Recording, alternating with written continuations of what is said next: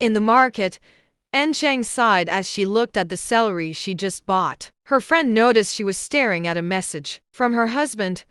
Why are you so naggy now? Just buying vegetables and sending 10 voice messages. That sentence, full of impatience, stung her heart. Just last month, he praised her for picking fresh vegetables. Now he thinks she's annoying. This change is common in many marriages. When the man who used to say "you're always right" begins saying, "Why are you getting more and more?" it often means the love is fading. Aunt Wang once looked at her wedding photos and remembered how her husband used to read poems to her with flowers in hand. Now, when she shares her new dance moves, he says, "Can you stop talking nonsense?" They used to talk for hours. Now, dinner talk is just, "What's for dinner? When are you coming back?" Many women feel this coldness. You talk about your day, he says it's boring. You want to talk about the kids, he says it's the same old stuff. Over time, these small moments feel like rejection. Psychology calls this the emotional bank. Every warm conversation adds love. Every cold reply takes it away. Some men even criticize your body. Aunt Lee remembers how her husband once said gaining a little weight was cute. Now he says,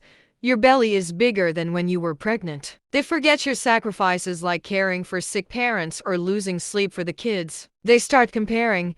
Other wives are slimmer, neater, better. But they forget you've been holding the home together. When a man says, "You've changed," ask yourself, has he grown with you, or is he stuck in the past? Real love sees your gray hair and still thinks you're beautiful. Aunt Zhang later joined a reading club and had a real talk with her husband.